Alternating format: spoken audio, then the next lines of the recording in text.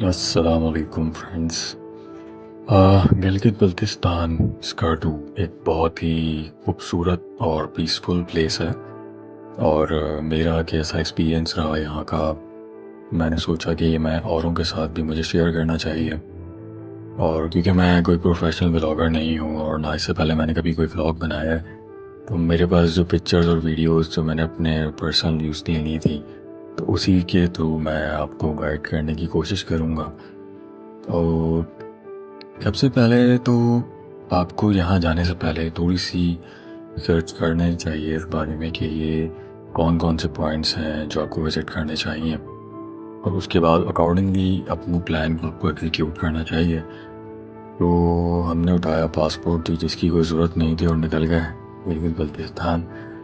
ये आप सबसे पहले बहुत ही खूबसूरत किस्म की एयरपोर्ट पे आप उतरते हैं। यहाँ पे काफ़ी सारे लोग उतरते ही फ़ोटोग्राफी शुरू कर देते हैं। और वो जो यहाँ का स्टाफ होता है उनको कहता भी है कि भई आप क्या हैं, लेकिन वो बेचारों की कोई बात सुन नहीं रहा होता। उसके बाद ये आपको एक वैन सी होती है, इसमें बिठा के आपको एयरपोर्ट पे उतारा जाता है। वहाँ पे आपका जो प्रोसेस होता है उसके बाद आप निकलते हैं। तो बड़े ये इस तरह के बड़े खूबसूरत साफ़ सुथरे रोड हैं, आप लोगों को लगेगा ही नहीं कि ये आप पाकिस्तान में हैं। तो मैं अपने होटल की तरफ गामज़न था और ये रास्ते में मुझे ऊपर की साइड से शंग्रीला रिसॉर्ट जो वहाँ का बड़ा फेमस है, ये हमने पहले विज़िट किया है। इसके ऊपर से हमने पिक्चर्स ली और ये बीच में आपको नज़ारे दिखते हैं जहाँ पे भी आप जाते हैं बीच में। और ये जो वैली अभी गुजरी है शौक वैली कहलाती है। फाइनली मैं अपने होटल पहुँचा।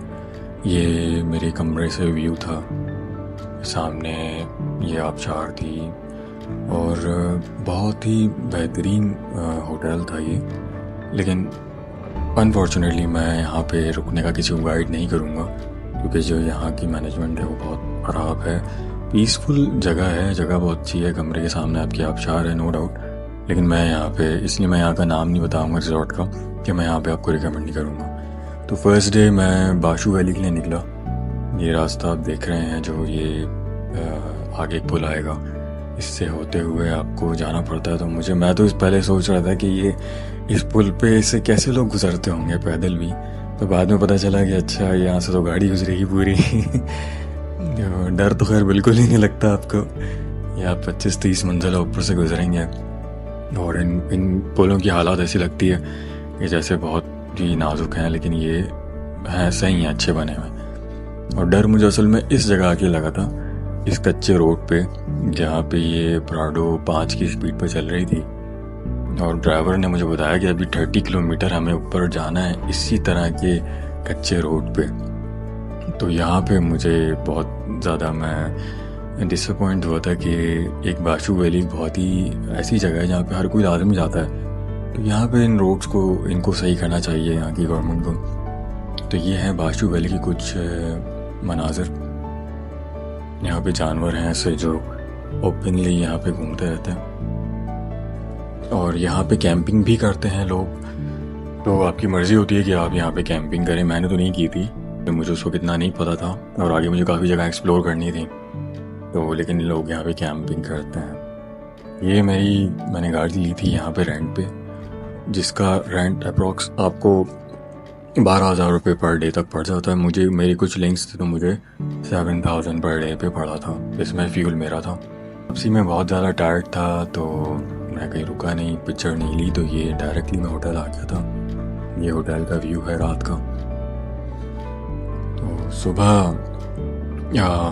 अगले दिन के लिए हम निकल रहे थे, तो मैं आपको अपने होटल से व्यू दिखाता हूँ। ये मेरे रूम से व्यू था। अच्छा, इसका शोर इतना ज़्यादा था कि ये मुझे तो बहुत अच्छा लग रहा था, लेकिन कुछ लोगों के लिए अनबियरेबल हो सकता है।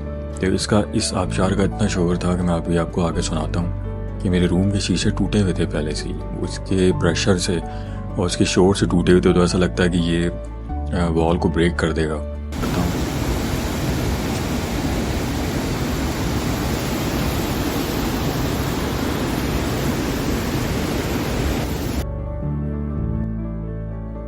तो नेक्स्ट डे हम निकले दोबारा अपने सफ़र पे।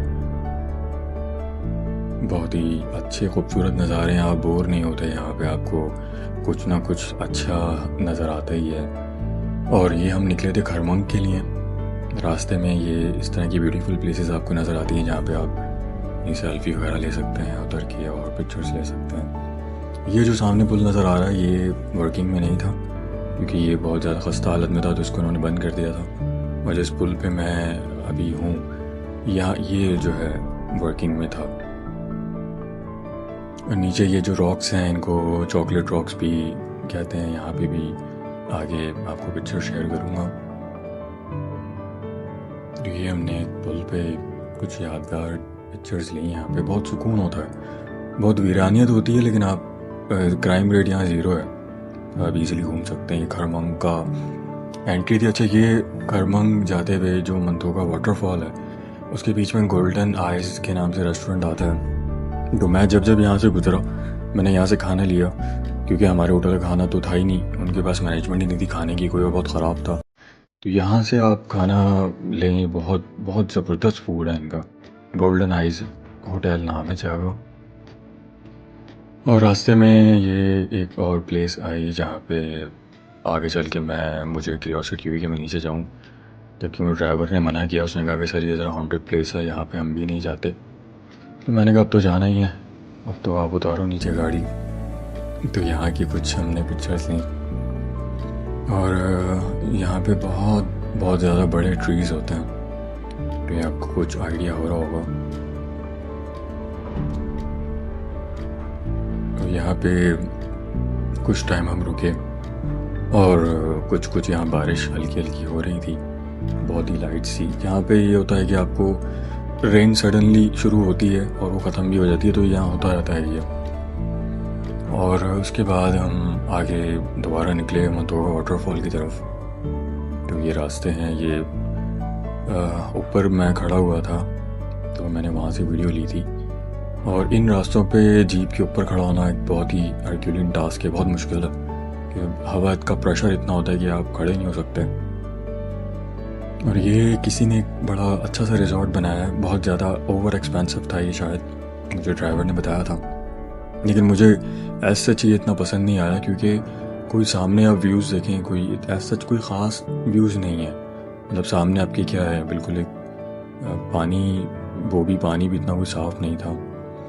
तो हम ये आगे निकले, रास्ते में ये एक पॉइंट आता है जो बहुत खूबसूरत और पीसफुल पॉइंट था, बहुत साफ़ सुथरा। यहाँ का पानी बिल्कुल क्रिस्टल क्लियर टाइप पानी था और उसको पी भी सकते हैं।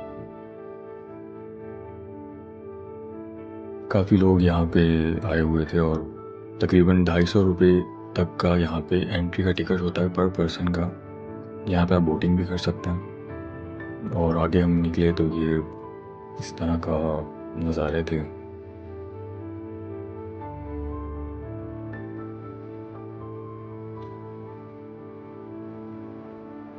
तो फाइनली मैं अपने होटल से सेटिस्फाई नहीं था, सॉरी। तो इस वजह से मैं दूसरे एरियाज़ को बीच में देख रहा था। तो मैंने ये जो आप एयरपोर्ट से जब आते हैं तो ये होटल आपको सबसे पहले पड़ता है। इसका नाम थोड़ा अजीब सा है, ईट एंड रीड बट है ये नाम। काफ़ी लोग यहाँ पे स्टे करते हैं। एक दिन का स्टे मैंने किया था यहाँ पे, बस नॉर्मल स्टे था। तकरीबन 13,000 पर डे पे मुझे रूम मिला था। तो उसमें इलेक्ट्रॉनिक्स के हवाले से कुछ मैं सेटिस्फाई नहीं था, जैसे पंखे के जो स्विच थे वो ख़राब थे। ये जो होटल है ये ईट एंड रीड के बराबर में था, जो एयरपोर्ट की साइड पे ही आपको पड़ता है। और इनका जो अप्रॉक्सीमेटली रेंट है वो 5,000 से स्टार्ट होता है, 6,000 7,000 depend on room and condition and location. ये एक मैंने एक अपने आइडिया के लिए ये वीडियोस बना ली थी यहाँ की।